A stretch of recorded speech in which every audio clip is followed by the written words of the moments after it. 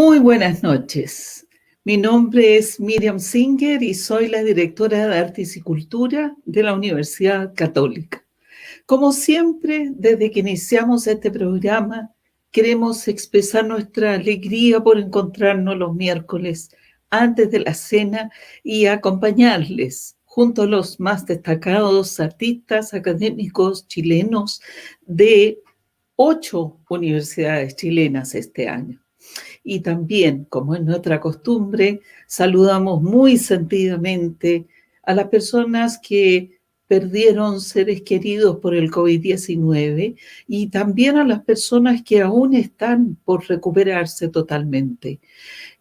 Aprovechamos de enviar un muy especial saludo a los héroes y heroínas del personal médico que ha atendido esta pandemia. Y un aviso a quienes han sido recientemente dados de alta de una hospitalización. Nuestro programa Respira, Sana y Canta de la Dirección de Artes y Cultura está disponible para ayudarles a recuperar su bienestar respiratorio. Anote, por favor, la dirección del sitio y compártanlo con las personas que estuvieron enfermas por el COVID. Y bien, vamos ahora a un momento especialmente importante para mí. Artifica tu casa con las universidades chilenas. Tiene hoy una sorpresa que me honra profundamente. El año 1982 me recibí de arquitecto en la Universidad de Chile. No mucho tiempo después empecé a escuchar el nombre de un arquitecto que estaba transformando el concepto de arquitectura en el sur de Chile. Unos 8 años después, tuve la oportunidad de viajar al sur con mi familia. Quería conocer los bosques de araucarias y la obra de ese arquitecto, que para entonces era prácticamente un héroe nacional. Estoy feliz que en este momento tengo la posibilidad de encontrarme con él en este programa frente a ustedes, nuestro querido público. Hablo del gran arquitecto, Premio Nacional de Arquitectura 2016 y académico de la Universidad Austral, señor Eduard Rojas. Eduard Rojas es arquitecto de la Universidad de Chile, sede Valparaíso. En 1977 se instaló a vivir en Chiloé y fundó el taller de arquitectura Puerta Azul. A través de esta iniciativa, él y sus socios iniciaron la defensa de los palafitos de Castro. A partir de entonces, su liderazgo ha concitado el interés de la más amplia comunidad y ha producido un impacto fundamental en la percepción de la arquitectura vernácula. Ha publicado libros sobre arquitectura y arte latinoamericano, logrando enfocar la atención pública sobre los aspectos patrimoniales y de sustentabilidad mucho antes que esos conceptos se pusieran de moda. Con gran emoción le doy la bienvenida a Eduard. Bienvenido, Eduard. Muchas gracias, Miriam. Muy buenas noches, amigos y amigas.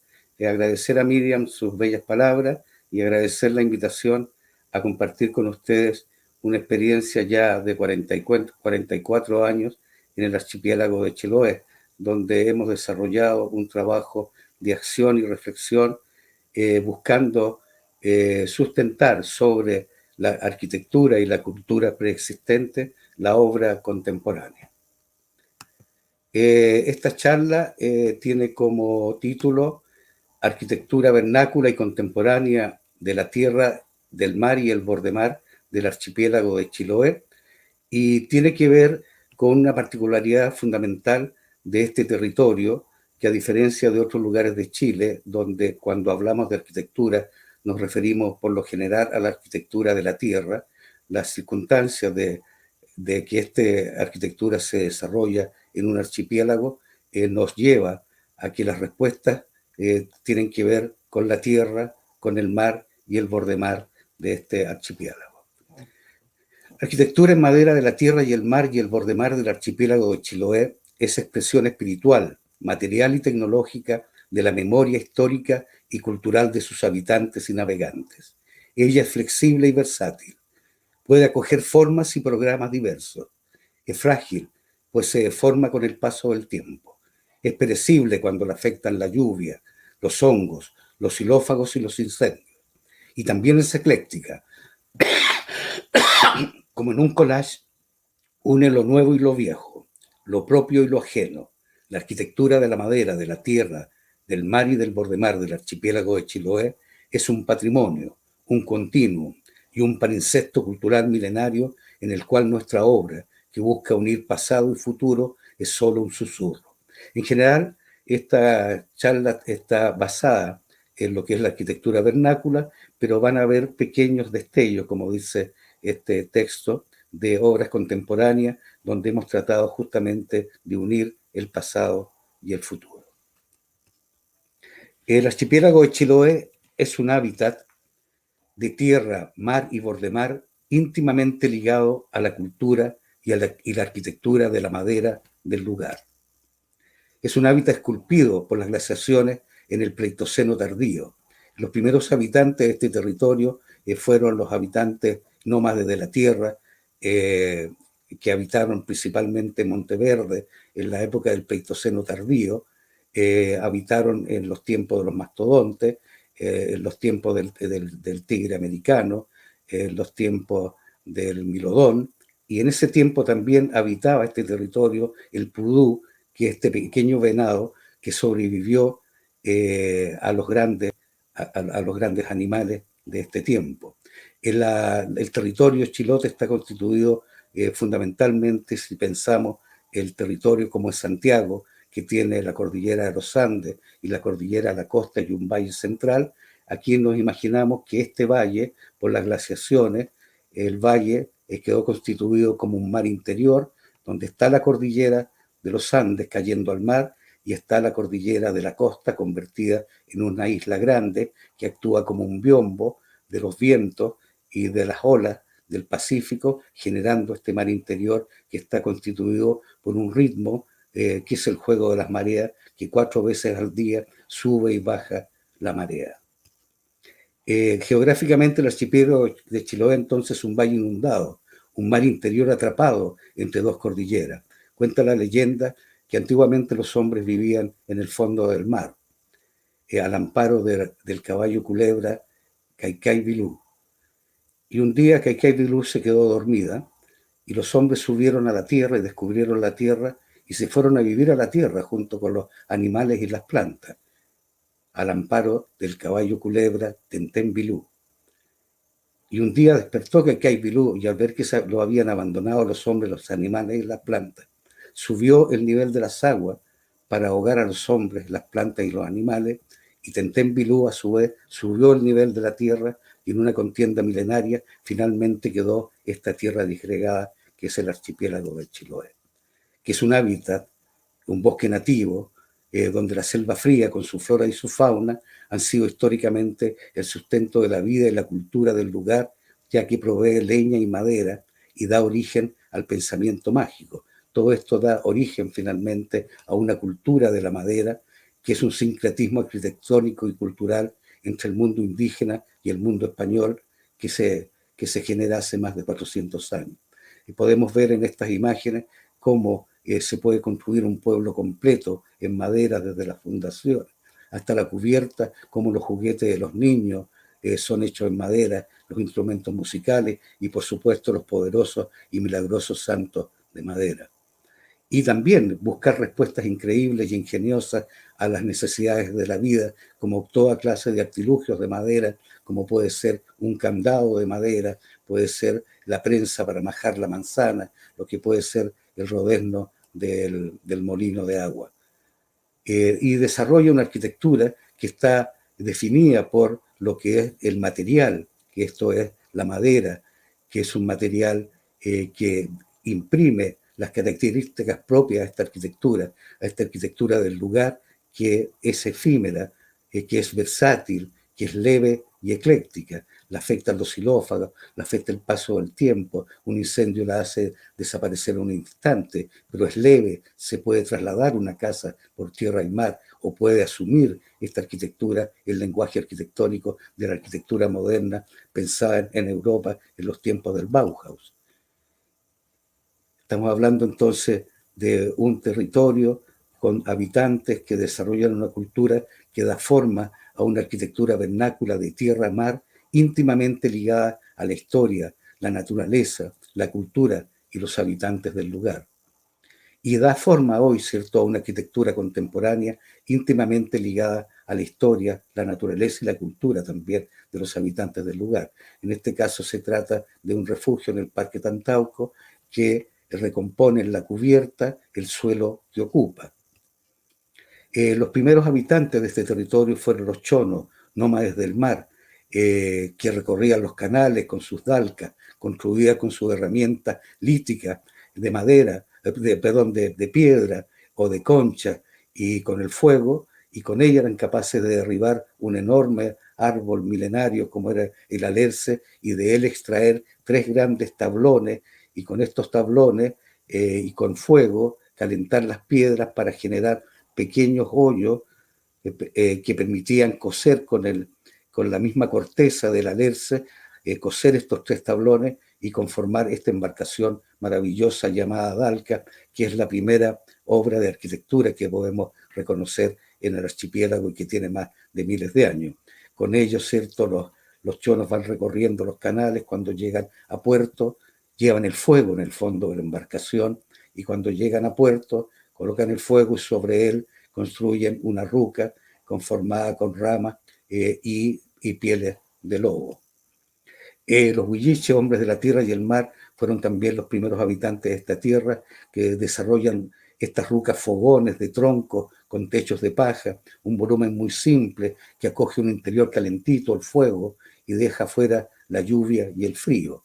El sincretismo que se produce de este encuentro entre chonos y huilliches genera, ¿cierto?, los naturales de Chiloé, que van conformando una cultura íntimamente relacionada con el territorio. Y podemos ver de que uno de los elementos principales de este conocimiento cultural, de este conocimiento ancestral, son los corrales de pesca conformados por piedra que justamente trabajan, o sea, se desarrollan a partir de la idea de esta marea que sube y que baja 4 veces al día. Cuando sube la marea, acarrea los peces, y cuando baja la marea, los peces quedan atrapados en este lugar.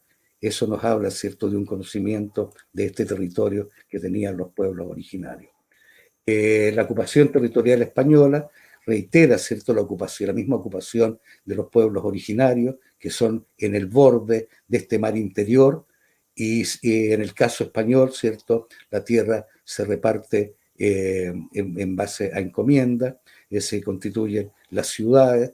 Las ciudades no son el gran foco del desarrollo del lugar, sino más bien la vida se desarrolla en las áreas rurales, fundamentalmente porque la conexión con el mundo, ¿cierto?, con España, era cada 2 o 3 años con los barcos que pasaban, y por lo tanto la vida era más bien hacia el interior. Y eso genera, ¿cierto?, esta fusión extraordinaria y este sincretismo, ¿cierto?, entre los pueblos originarios y los españoles, que constituyen los chilotes, y que va generando respuestas arquitectónicas, en el caso de la arquitectura del mar, que tiene que ver justamente con este conocimiento que se cruza entre la embarcación chona, ¿cierto?, y la construcción de las naves españolas, que dan forma finalmente a la embarcación más apropiada para un archipiélago donde existe este juego de marea que obliga a que los cascos de las embarcaciones a vela, de lanchones, chalupones y botes y goletas, goletas de 2 palos, puedan descansar cuando baja la marea, descansan en la arena porque no tienen quilla, y cuando sube la marea pueden flotar y seguir el viaje. Una arquitectura del mar que se desarrolla en función de las diferentes necesidades de los habitantes del archipiélago. Hubo un tiempo en que los transbordadores que conectaban las islas eran de madera. También existían estas embarcaciones que eran los lanchones, que eran verdaderos buses sobre los canales. Hoy, con el desarrollo del turismo, se sigue desarrollando una nueva arquitectura ligada, ¿cierto?, a la misma tradición de los carpinteros de Rivera, pero se sigue manteniendo, ¿cierto?, este casco modelado a lo largo de la historia como una tipología de una respuesta arquitectónica adecuada y correcta y precisa para el lugar. Sin duda, ¿cierto? La Dal Cachona, ya lo decía, fue tal vez la primera obra de arquitectura relevante de este territorio, y con ella se hace una cosa que es fundamental, que es la misión circular, que es el modo como se desarrolla la evangelización en Chiloé. Los misioneros jesuitas, cuando, cuando llegan a evangelizar, se dan cuenta de las dificultades que tenía evangelizar un archipiélago, y por lo tanto con con los mismos pueblos originarios, ¿cierto?, los mismos nativos, los mismos naturales de Chiloé, iba recorriendo las distintas islas y armando estos centros de misión que... A ver qué pasó acá. Centros de misión, ¿cierto?, que van dando forma finalmente, van dando una respuesta también urbanística a un modo de evangelización. El cura iba en primavera recorriendo los distintos territorios, las distintas islas, llegaba a un lugar, conversaba con el lonco, que era el cacique del lugar, le hablaba de esta nueva, que era la misión católica, y a partir de ella, ¿cierto?, definía, le otorgaba a este lonco el carácter de fiscal, y por lo tanto lo investía de un conocimiento religioso, y él podía oficiar una serie de actividades religiosas en el lugar, y eso permite que a lo largo de los años, ¿cierto?, posteriormente se construya la iglesia, se construya el embarcadero, se construya el cementerio, todo esto frente a una gran explanada donde se desarrolla la gran, ¿cómo se llama esto?, la gran procesión que se hace una vez al año, dependiendo del santo patrono del lugar, y la población dispersa, ¿cierto?, que vive dispersa, se viene a vivir en las márgenes, ¿cierto?, de esta estructura urbana única en el mundo, que es este urbanismo a ras de agua, que es hijo de la evangelización, y que va generando también este modelo arquitectónico, esta tipología extraordinaria, construida con un sistema estructural tipo Mecano, que genera una escuela de carpinteros y que permite el desarrollo, ¿cierto?, de una tipología que se va repitiendo por todo el archipiélago, ¿cierto?, a partir de estos centros de misión que se desarrollan a lo largo de los siglos, que va generando de la misma manera que este volumen muy simple, con un techo de gran pendiente, a dos aguas, ¿cierto?, elevado del suelo, montado sobre piedra, que tiene esta torre fachada y tiene en su interior una bóveda de cañón corrido, ¿cierto?, una nave, tres naves, que la principal que remata en el altar, y más la sacristía y la contrasacristía. Hay más de 152 iglesias de este tipo en Chiloé actualmente, fueron censadas hace un par de años, y 16 de ellas son de Patrimonio de la Humanidad.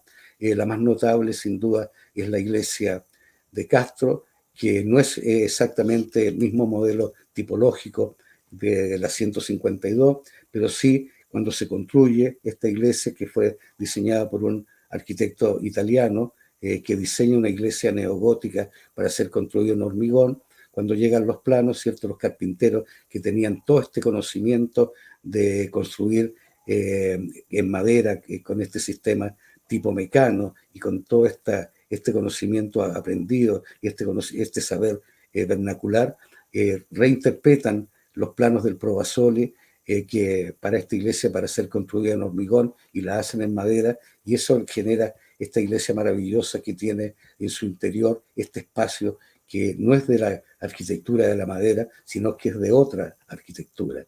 Esto genera, ¿cierto?, el desarrollo también del rescate y la renovación a través de la restauración de la iglesia, que permite, ¿cierto?, primero la constitución de la Fundación Amigos de las Iglesias de Chiloé, que lleva, ¿cierto?, finalmente a la declaratoria de Patrimonio de la Humanidad y que nos ha permitido también hacer pequeños trabajos de restauración e intervención, en este caso la pintura de la iglesia de Chonchi que hicimos con la comunidad, pintando con los niños, ¿cierto?, las distintas opciones, o este trabajo que hicimos en el interior de la iglesia con el arquitecto Lorenzo Ver, que son estos mantos que arman esta capilla interior y que recogen, ¿cierto?, y arropan pequeñas misas, pequeños bautizos, matrimonio, etcétera, y que no es necesario abrir la gran iglesia. Esto está construido en la contrasacristía y también con un respeto, ¿cierto?, de que estos mantos en algún minuto, si no corresponden, son perfectamente retirables. Otra de las últimas acciones que hicimos fue la construcción, el diseño y la construcción de la iglesia de Bodudahue en el Chiloé continental. Esta iglesia toma como punto de partida la iglesia de Colo, que es la más pequeña de las 16 iglesias patrimoniales.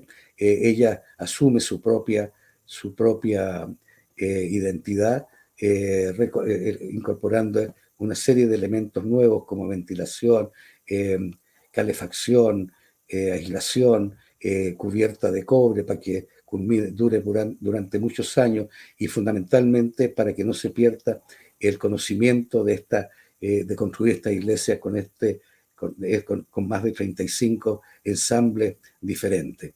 A diferencia de la iglesia de Colo, aquí fue invitado uno de los pintores más notables de Chiloé, que es José Triviño, justamente a pintar la iglesia de Bodudahue, la bóveda de la iglesia de Bodudahue, ¿cierto?, que las llena de árboles nativos, ¿cierto?, y de ballenas y de toda la iconografía propia del lugar. Volviendo ahora a la arquitectura de la tierra, ¿cierto?, esta arquitectura que es muy simple, de este techo a dos aguas, que ya en el siglo XVIII, siglo XIX, ¿cierto?, y todavía al comienzo del XX, yo logré, hace 44 años todavía, era posible entrar a una de estas casas fogón, ¿cierto?, en que el fuego estaba en el fondo de la embarcación y el fuego estaba en el centro ¿cierto?, de esta casa fogón, y en torno a él se vivía, se dormía, se preparaban los alimentos, estaban los animales domésticos, etc. Todas las imágenes que encontramos de esta arquitectura, ¿cierto?, muy simple, que se desarrolla posteriormente con la llegada de las herramientas metálicas que van recreando el fogón aborigen y la vida en torno al fuego, ¿cierto?, y van desarrollando ya los oficios propios del saber carpintero.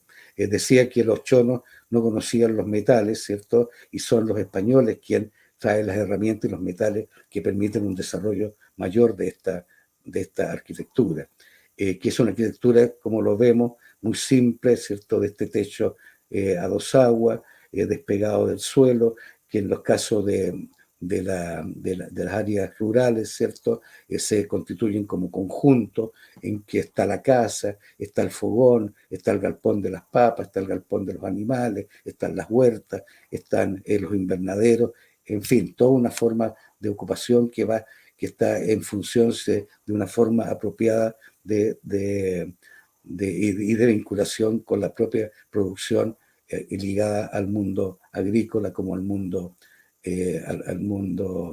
de los animales domésticos. De ahí la importancia, ¿cierto?, de este volumen simple a la escala y a la tipología del lugar, que también da origen, ¿cierto?, a lo que es la vivienda propia de la arquitectura de Chiloé, que este volumen simple, en que la casa está en el primer piso y que tiene un soberano, que es un entretecho que se desarrolla, ¿cierto?, en función de las distintas necesidades de los habitantes. En general, este volumen está constituido por un pasillo central que tiene un salón, un dormitorio principal, el fogón, el baño, ¿cierto? Y arriba está este espacio que se llama soberano, que tiene múltiples usos, donde puede haber un quelgo para hacer artesanía, donde se pueden guardar papas, etcétera, o donde cuando un hijo crece se va a vivir a este espacio llamado soberano y que va conformando estas distintas expresiones de la arquitectura.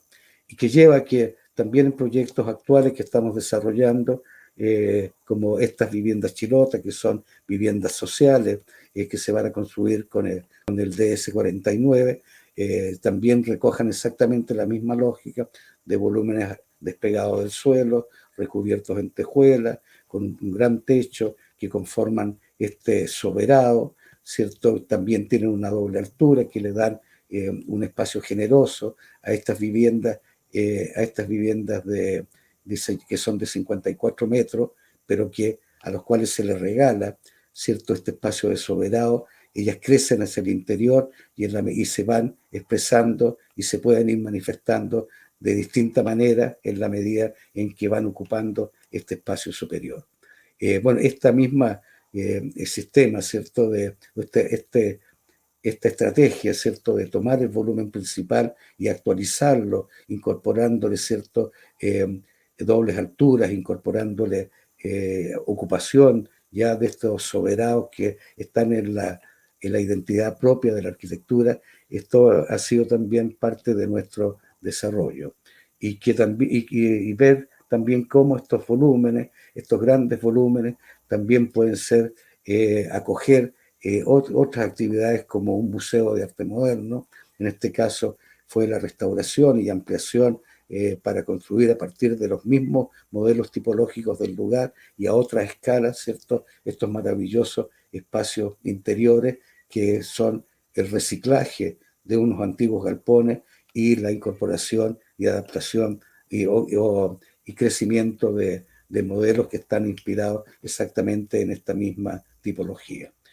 Tipología de la tierra que se hace urbana cuando se construye en el damero fundacional de las ciudades, que es otro de los inmanentes patrimoniales de Chiloé y donde la iglesia siempre es el elemento más importante de las ciudades.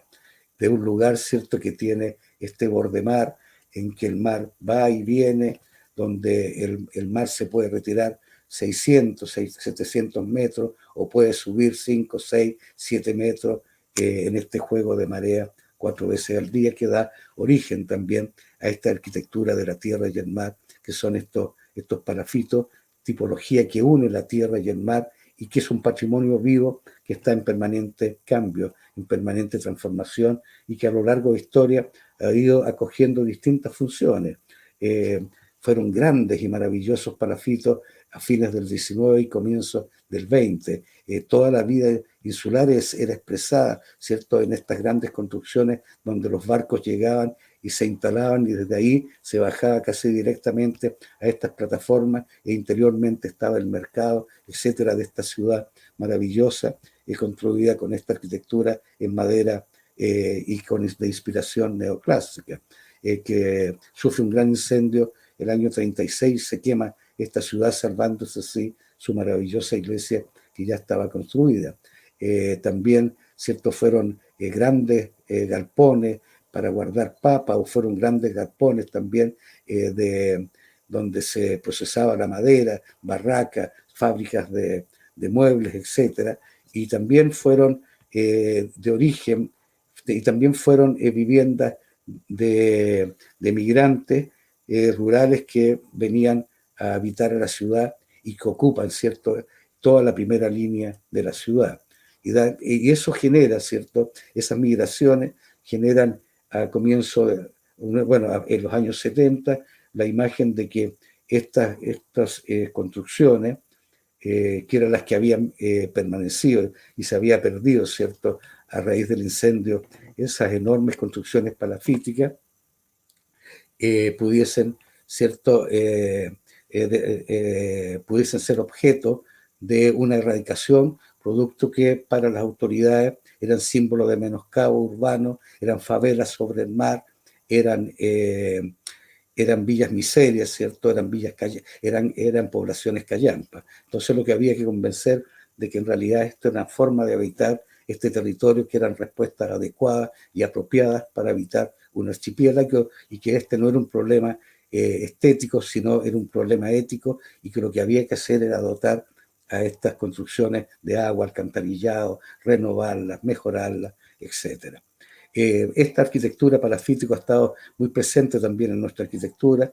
Desarrollamos este gran techo en la feria de Dalcahue. Hicimos también nuestras primeras obras estaban muy ligadas a esta arquitectura palafítica. Diseñamos este refugio de navegantes que ya no existe, ¿cierto? Donde los navegantes chilotes podían hacer quercún, es decir, esperar que pasara el mal tiempo y dejar hacer fuego en su interior como se hacía normalmente, o este techo, ¿cierto? Que cuando venían las lluvias permitía que los artesanos se replegaran y se refugiaran debajo de este techo, y pasaba la lluvia, ¿cierto? Y se volvía a producir esta maravillosa feria en Dalcahue. Posteriormente, bueno, este techo sufre algunas modificaciones, termina convirtiéndose en un lugar lleno de, más bien de puestos de venta de artesanía, y en la noche se cierra. Esto nos habla también de esta arquitectura, ¿cierto?, que está siempre en transformación, de este patrimonio que cambia en virtud también de las necesidades de los habitantes. Aquí también había la necesidad de desarrollar como como la cultura, ¿cierto?, es holística. Había también todo un desarrollo gastronómico y la necesidad también de generar unas cocinerías, y también hacemos entonces el diseño de estas dalcas que recogen en cierto modo las dalcas que se están inspiradas en la dalca de la que hablábamos hace un rato. Dalcahue es un lugar de dalca, y hacemos como una gran cocinería, ¿cierto?, en que hay otra forma de participar, en que los comensales están conversando con las señoras que están cocinando. Entonces es todo un mundo maravilloso que acoge la cultura del lugar. Hay todo también ya en el siglo XXI, también toda una renovación de los palafitos, en que ya comienzan a hacer propuestas de una arquitectura ligada a un turismo cultural. Se ve que los palafitos ya son importantes, que no sean solamente para las fotos, sino también poder habitar, poder sentir lo que es la subida y la bajada de las mareas, ver los cisnes de cuello negro que se pasean frente al lugar, ver los botes que pasan, y eso va generando, ¿cierto?, una serie de intervenciones en los palafitos que permiten, ¿cierto?, el desarrollo en este caso, de un hotel boutique, en este caso de una vivienda, en este caso también de otros jóvenes arquitectos que también desarrollan estos hoteles boutique, estos cafés, o este hotel Palafito Loft. Eso implica también que hay toda una renovación de esta arquitectura palafítica. Ahí el Ministerio de la Vivienda también incorpora unos recursos, unas bonificaciones a los palafitos que permiten su mejoramiento. A nosotros nos encomiendan, ¿cierto?, el desarrollo de esta guía de recomendaciones para su reparación y puesta en valor, pero también nos encontramos que esta arquitectura maravillosa, esta arquitectura palafítica, también se ve invadida por arquitectura fuera de escala y de contexto, como es el Molde Castro, que es una arquitectura impertinente, ¿cierto?, hija del libre mercado y de la historia de hoy, que se contrapone completamente a la arquitectura del lugar, y que destruye, en este caso, ¿cierto?, uno de los elementos principales por los cuales la UNESCO otorga la categoría de Patrimonio de la Humanidad a 16 iglesias, es porque la iglesia era, ¿cierto?, el edificio más relevante de la ciudad. Y aquí hay un cambio absolutamente de paisaje que produce, ¿cierto?, una arquitectura que no es sensible, que no es pertinente a los valores patrimoniales, que en el fondo es como un objeto, como un ovni, como un platillo volador que se impone sobre el lugar, bueno, generando una serie de problemáticas. Pero no todo está perdido, ¿cierto? Como un elogio a la pequeña escala, a la arquitectura y a la tierra del archipiélago, de la tierra y el mar del archipiélago, hemos diseñado esta capilla Palafito Nuestra Señora de Lourdes, que es la fusión de estos dos íconos más relevantes de la tierra y del mar, ¿cierto?, los palafitos y las iglesias patrimoniales. es una obra que está construida, ¿cierto?, con aportes, con mingas y beneficios de toda la comunidad. Es una obra chiquitita, ubicada en el barrio Los Palafitos, pero nos habla justamente de la escala y los valores que tiene la arquitectura de Chiloé. Muchas gracias. Muchísimas gracias, Eduardo. La verdad es emocionante. Estoy muy emocionada por esta maravillosa ventana que has abierto al paisaje humano y natural del archipiélago de Chiloé. Es realmente muy bello y me emociona mucho. Muchas gracias. Muchas A gracias. continuación, les invitamos entonces a una ronda de preguntas. Y aquí tenemos la primera pregunta que nos llega y que dice, ¿qué fue lo que te impulsó a adelantarte a tu tiempo? Nadie en la década de los 80 y menos de los 70 hablaba de patrimonio vernáculo en Chile. Eh, ¿Qué me dices a eso, Eduardo? Eres... Mira, yo creo que fue importante el haber estudiado en Valparaíso, en un lugar, digamos, donde hay una relación tan fuerte entre lo que es las respuestas arquitectónicas, ¿cierto? Sobre todo en los cerros, con la geografía del lugar, donde hay una serie de arquitectura popular, ¿cierto? Que la hacen los propios habitantes y que van, ¿cierto? Buscando el mejor paisaje de la bahía, ¿cierto? Y eso nos genera una arquitectura que nos sorprende, que está llena de cerros, de escaleras, perdón, lleno de escaleras, de balcones, de lugares que...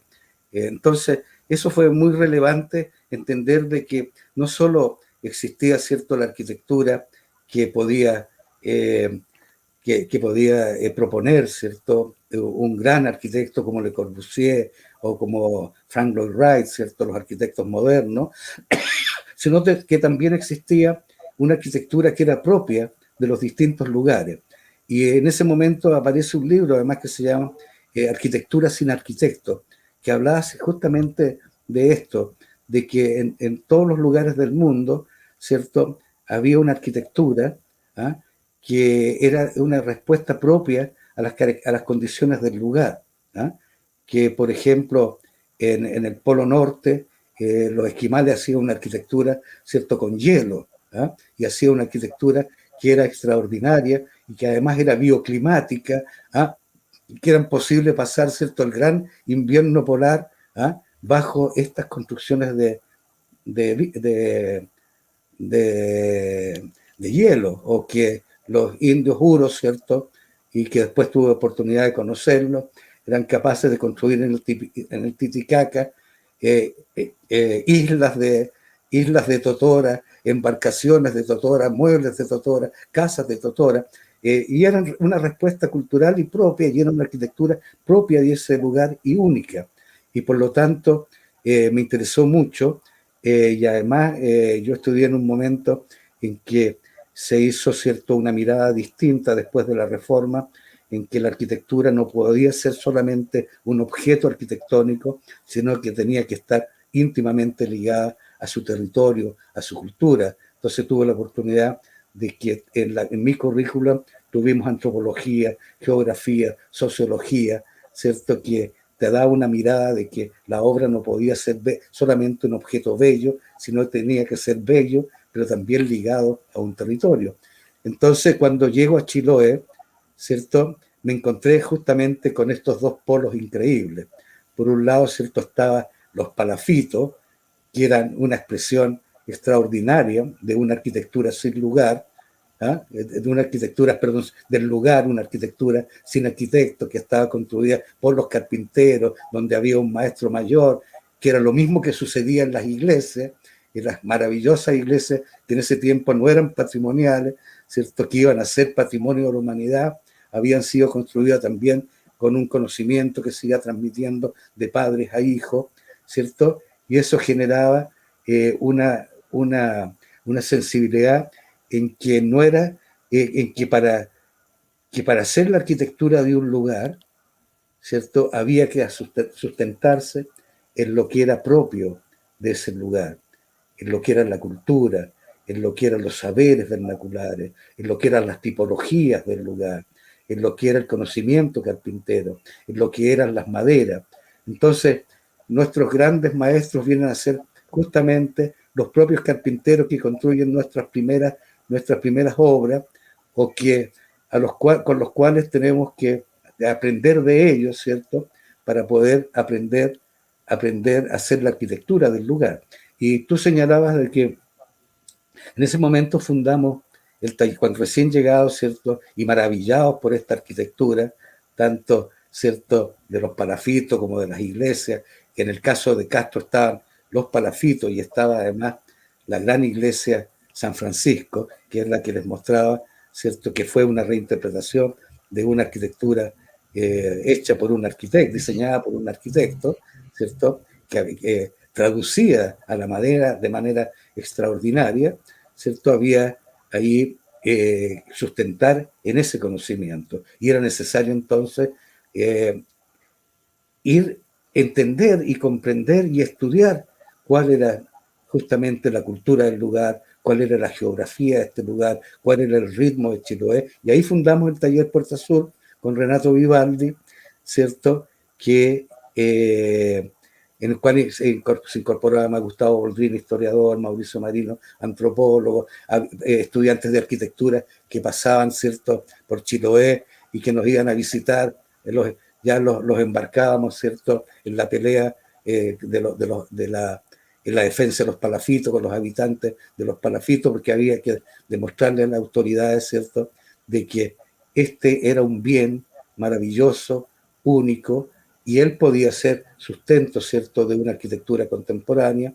Y de hecho, esta arquitectura sin arquitecto hoy tiene arquitectura de autor, y arquitectura que ha sido reconocida, ¿cierto?, en las bienales de Venecia como una excelente, o las bienales de Santiago, Venecia, Buenos Aires, como excelente respuesta, ¿cierto?, de una arquitectura contemporánea, ¿cierto?, sensible, con la arquitectura del lugar, que dialoga con la arquitectura del lugar y que puede convivir, ¿cierto?, un café con un hospedaje del mismo habitante chilote, ¿cierto?, que ha vivido siempre ahí, y ahí se produce una sinergia que es maravillosa, sin duda.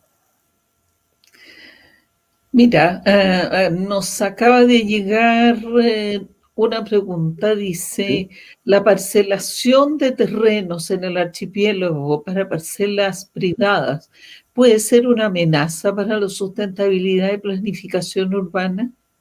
Es una gran amenaza, ¿ah?, si es que no se hace de manera, una vez más, sensible, ¿cierto?, delicada, ¿ah?, y que realmente reconozca y mantenga elementos patrimoniales esenciales y fundamentales del lugar.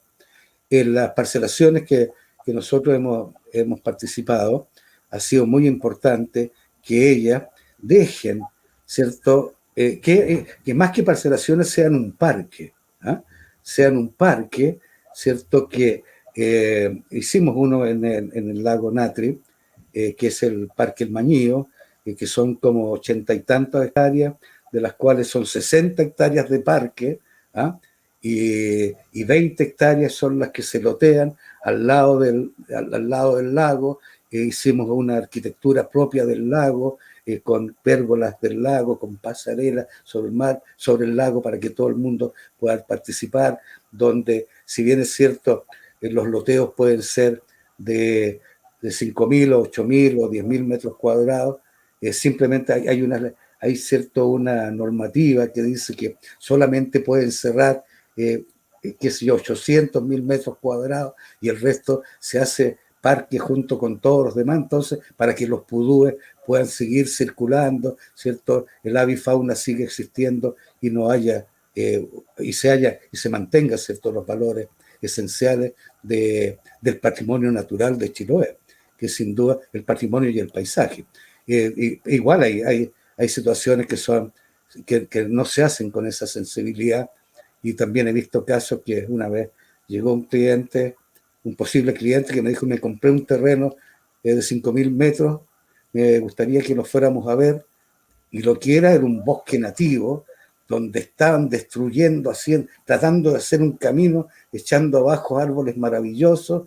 Nos metimos por ahí y el terreno era un terreno inclinado, lleno de árboles, que era una cosa imposible, ¿cierto?, de poder intervenir en un lugar así, y que son parcelaciones que además se venden y después arréglasela como pueda con el agua, con la luz, con el camino. Entonces, sí, es un problema, justamente es un problema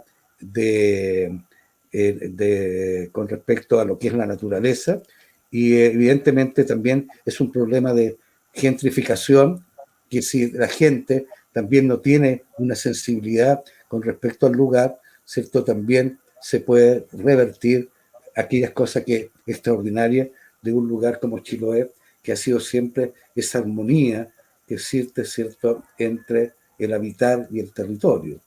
Chiloé todavía una de los pocos lugares en el mundo.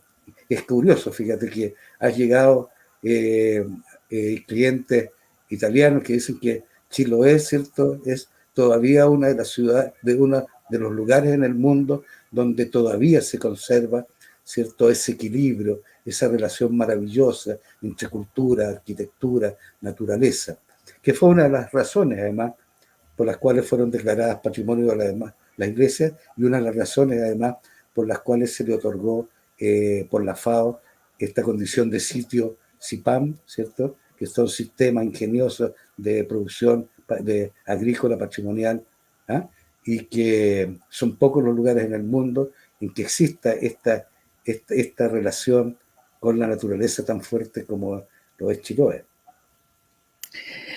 Mira, aquí hay una pregunta interesante que tiene que ver con la gentrificación que tú mencionas y dice, ¿cuáles son los posibles problemas de gentrificación que puede acarrear el título de Patrimonio de la Humanidad versus los beneficios económicos que el turismo trae al archipiélago? Aquí evidentemente hay una tensión bastante fuerte. ¿Cómo crees tú que eso se puede resolver? Porque por un lado, digamos, el desarrollo económico es necesario y por otro lado puede acarrear la destrucción justamente de todos aquellos Mira, valores. ¿Cómo se produce el balance? claro, por ejemplo, ahí está la problemática, ¿cierto?, por ejemplo, de la gentrificación de los barrios del Palafito. Ahí lo que se produce, ¿cierto?, que los barrios del Palafito eran barrios, ya contábamos que a juicio de las autoridades, ¿cierto?, eran viviendas que no tenían alcantarillado, no tenían agua, qué sé yo, y que estaban con decreto de demolición, ¿ya?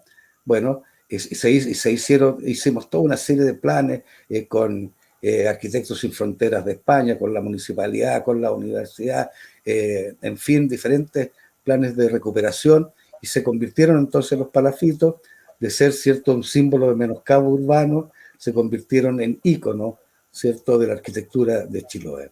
Eso fue todo el proceso de fines del siglo XX. Comienzo del siglo XX, ¿cierto?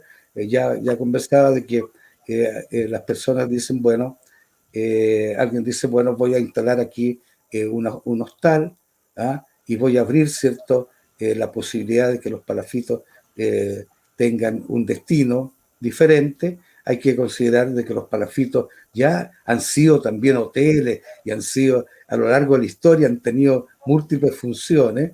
Nuevamente, el hecho de que Chiloé sea un centro de atractivo turístico importante, ¿cierto? Hay una respuesta de personas de afuera que compran casas, ¿cierto?, y las transforman en estos pequeños hoteles boutique, galerías de arte, qué sé yo. Pero eso también, esa gente, eso no es al 100%, ¿cierto? Porque también hay habitantes del lugar que dicen, esta es una buena experiencia, ¿cierto? Yo también puedo desarrollar mi propio emprendimiento, y también tú puedes ver que muchos de los habitantes que no han vendido, porque igual también los palafitos han subido mucho de precio, que no han vendido, ¿cierto? Y que se han reforzado su forma de habitar los palafitos, desarrollando sus propios emprendimientos. Es decir, no es que haya habido una gentrificación que haya expulsado a todos los habitantes de los palafitos, sino que justamente conviven y de buena manera, ¿cierto? Los nuevos y los habitantes de los palafitos y los visitantes, ¿cierto? Que son justamente los usuarios de estos hoteles, ¿cierto? Y que justamente también compran en los propios almacenes que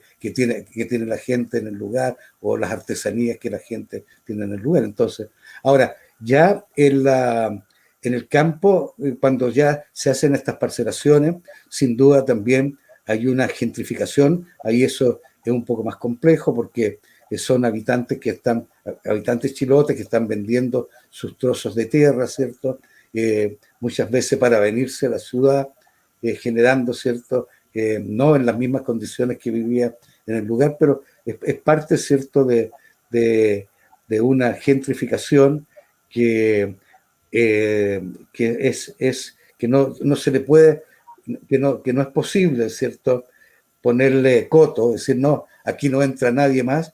Justamente la pandemia también ha generado el hecho de que mucha gente está pensando en salir de Santiago, está mirando al sur, ya la gente que viene a Chiloé ya no está pensando hacerse una casa para como segunda vivienda, sino ya están pensando hacerse una casa para habitar Chiloé, y eso va generando ciertos nuevos, nuevos actores de Chiloé que sin duda también van haciendo muchos de ellos también hacen su aporte. Ayer, por ejemplo, tuve la ocasión de ser invitado eh, por, por un profesional que tiene una empresa que se dedica justamente a fumigar, ¿cierto? Y a eliminar xilófagos en todo lo que son edificios patrimoniales, etcétera.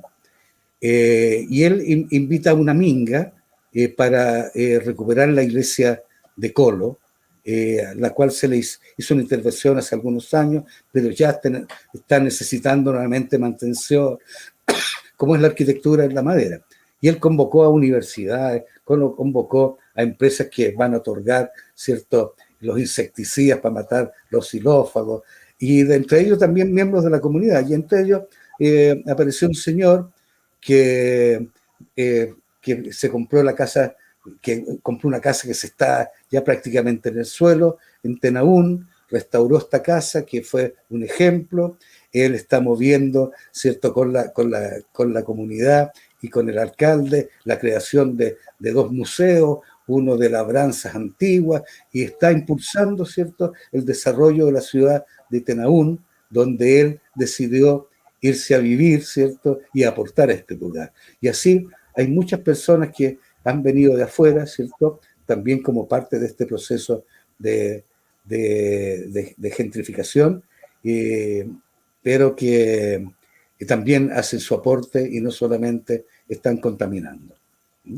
Mira, para terminar, bien breve, una persona que vive hace 16 años, se fue a Chiloé, eh, le preocupa la falta de regulación arquitectónica. ¿Qué puedes decir? ¿Es así realmente? No, claro, no existe una regulación que diga, mira, hay una protección, ¿cierto?, a cierto tipo de arquitectura, no hay, también en los planos reguladores tampoco contemplan muchas veces eh, esa, esa regulación. No existe como un, ¿cómo te diría? Hay otros lugares que tienen como una guía de la arquitectura, ¿cierto? Mira, de hecho, en algún momento se intentó aquí en Chiloé hacer como una guía de la arquitectura de Chiloé, como existe la guía de la arquitectura mapuche o otras guías que desarrolló el Ministerio de Obras Públicas, pero nunca se logró, lamentablemente no existe, y por lo tanto la arquitectura se va desarrollando en virtud, ¿cierto?, de los requerimientos de la gente, de este cruce inevitable que es la modernidad, ¿cierto?, y la tradición, ¿ah? Y que se expresa también en la arquitectura. Yo creo que una de las cosas que se mantienen de la arquitectura tradicional es la escala, ¿ah? Todavía, ¿cierto?, tú vas por ¿cierto?, por la ciudad o por el campo, y todavía todo lo nuevo que se hace mantiene una escala, y eso logra un grado de armonía, ¿cierto?, con el exterior. Pero tú puedes ver también que en estas casas que tienen una escala que de algún modo homenajean la escala propia del lugar, también ves cómo muchas de ellas ya están usando cerámicos en la fachada y cosas de ese tipo, que también tiene que ver, ¿cierto?, con este cruce entre la tradición y la modernidad, que es propio, digamos, de nuestra cultura. Bueno, Edward, queremos agradecerte, ya estamos muy pasados del tiempo comprometido con nuestro público, No, nos pero quedan ha 3 minutos. sido fascinante, Claro, eso. fascinante Oye, escucharte, así que y una verdadera alegría, tú ya te conté cómo eras mi héroe al que por fin pude conocer. muchas gracias. Muchísimas gracias Gracias a ti. y bueno, será hasta una próxima oportunidad. Adiós. Les recordamos que el próximo miércoles a las 18:30 contaremos con la presencia de Elena Horta, académica de la Universidad Católica del Norte, que nos hará una charla sobre arte hispánico, vestimenta e identidad en tiempos prehispánicos.